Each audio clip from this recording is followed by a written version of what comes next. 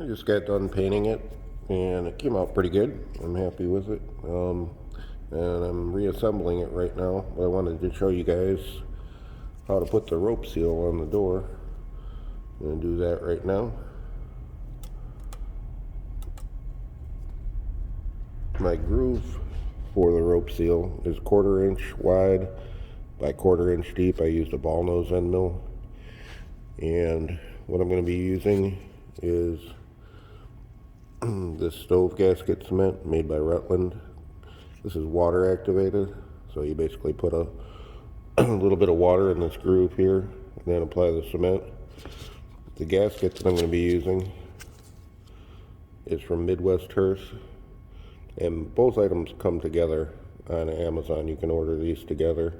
I've actually done this. This will be the 3rd time. I test fired the wood stove a couple of times prior to this and then removed the seal. So I had enough in this kit to do it 3 times. So this will be the last time, so I better get it right. And like I said, both items are available on Amazon. Now here's the fiberglass rope seal. It's graphite impregnated, and this is supposed to be 1/4 inch. Okay, actually, if you were to check it, it checks 5/16 or 8 millimeter. And I originally, the first time I did it, I thought the right way to do it was to stretch it, and that brings it down to 1/4 inch. It worked, but it didn't work great, and it was a lot of clamps and to hold it in place while I glued it. So the best way to do it, I found the second time I did it, was just to lay it in there, so it's actually a little bit bigger, fatter than the groove, but it works just fine, and it works better that way. What I'm using to cut the ends on this, because they're pretty frayed, and any other way to cut it, with scissors or whatever, does not seem to work well. So this is for cutting tubing or air hose, and it has a razor blade on one side and just a flat jaw on the other, and it works pretty good for cutting this stuff. So I'm just going to cut the first end here. Now that's nice and flush. And that'll be the start of it at the bottom of the door. And then it basically just lays in there on top of the glue when I put that in there. So what I'm going to do now is wet down that slot. I'm using just a paintbrush and some regular water. And you don't want to get it too soggy.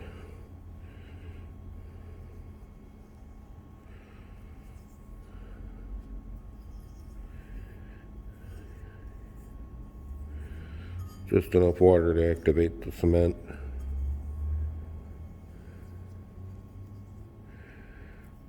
Alright, that looks somewhat even. Alright, this stuff, you're supposed to knead it. I already did that, but you're supposed to knead it real good for about 2 minutes before you use it, just to mix it.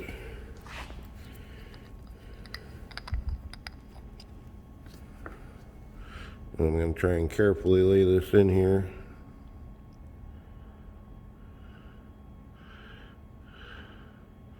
Got a couple of holes at the bottom here for set screws that hold the lower vent in place. I want to miss those so I can still screw that in.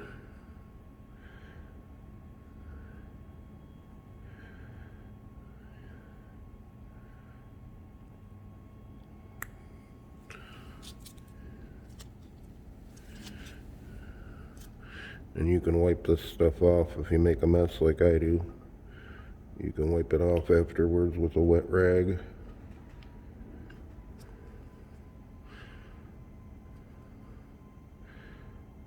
So it comes out a little waterier than you'd expect, but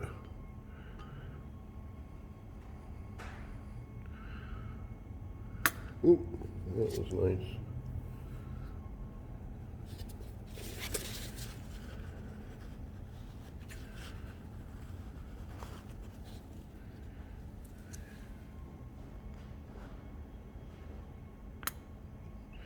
I hit an air bubble.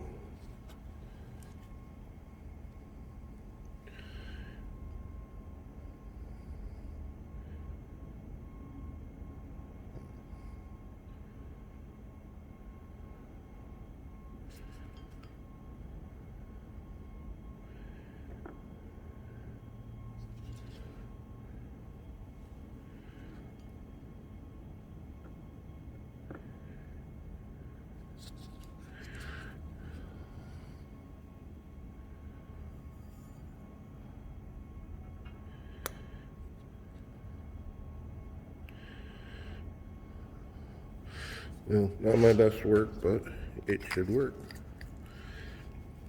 And I'm going to start out with the cut end.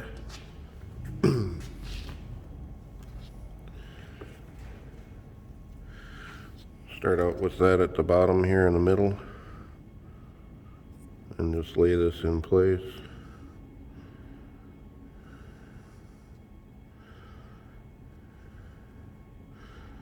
Stretch it a little bit as I go.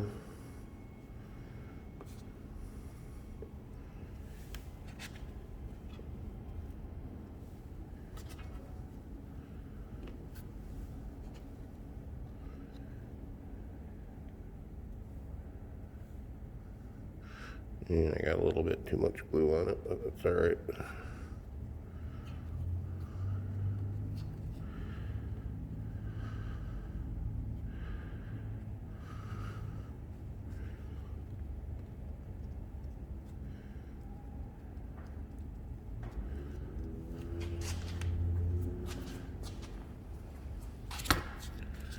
And then cut this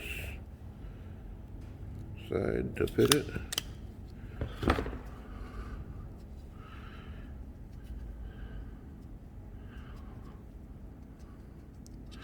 Then this has to dry for about an hour, and then it's good to go on.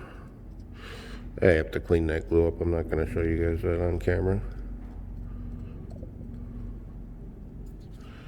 And that's it. I'm going to put the rest of this together, and then we'll get it out and we'll fire it up.